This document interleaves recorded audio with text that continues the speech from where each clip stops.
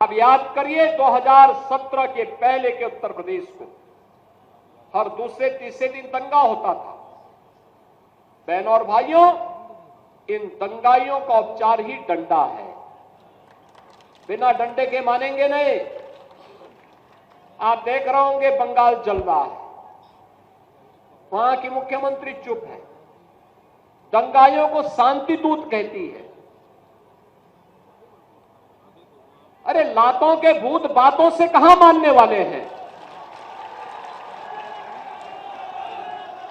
लेकिन सेकुलरिज्म के नाम पर इन लोगों ने दंगाइयों को दंगा करने की पूरी छूट दे रखी है। पूरा मुर्शिदाबाद पिछले एक सप्ताह से चल रहा है, सरकार मौन है। बहनों और भाइयों, इस प्रकार की अराजकता पे लगाम लगनी चाहिए और मैं धन्यवाद दूंगा इस बात के लिए वहां की माननीय न्यायालय को, जिन्होंने वहां पर केंद्रीय बलों की तैनाती करके वहां के अल्पसंख्यक हिंदुओं की सुरक्षा की व्यवस्था करने के लिए कदम उठाया है और आज केंद्रीय बल वहां पर तैनात है। आपने वहां की पीड़ा सुनी होगी। सब लोग मौन है। कांग्रेस मौन है मुर्शिदाबाद के दंगों पर, कांग्रेस मौन है, समाजवादी पार्टी मौन है, टीएमसी मौन है। वे धमकी पे धमकी दिए जा रहे हैं, समर्थन कर रहे हैं। बांग्लादेश के अंदर जो हुआ था उसका समर्थन कर रहे हैं बड़ी बेशर्मी के साथ। अगर उन्हें बांग्लादेश अच्छा लगता है तो उनको बांग्लादेश ही जाना चाहिए। क्यों भारत की धरती पर बोझा बने हुए हो? क्यों भारत की धरती पे बोझा बने हुए हो?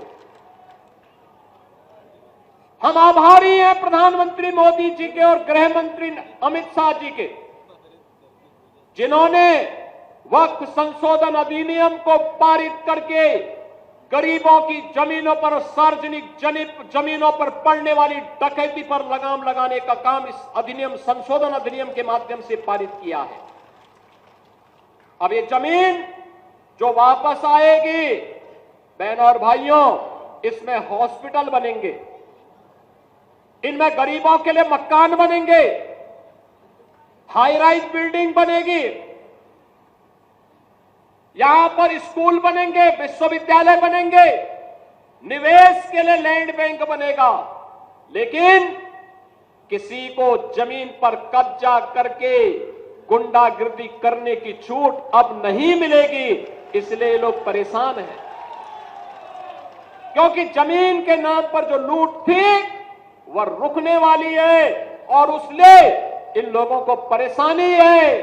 परेशानी इस बात को लेकर के कि अब गुर्गे खाली हो जाएंगे।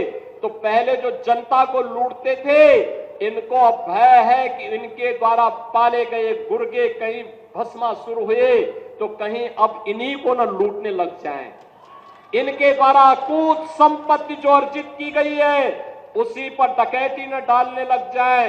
इसलिए उस भय के कारण ये वक्फ के नाम पर जनता को बेवकूफ बनाने का काम कर रहे हैं, जनता की आंखों में धूल झोंकने का काम कर रहे हैं, गुमराह करने का काम कर रहे हैं। लेकिन गुमराह होने की आवश्यकता नहीं। हमें देश के संविधान पर, बाबा साहब भीमराव अंबेडकर के द्वारा बनाए गए संविधान पर विश्वास करना है, विकास की प्रक्रिया के साथ जुड़ना है।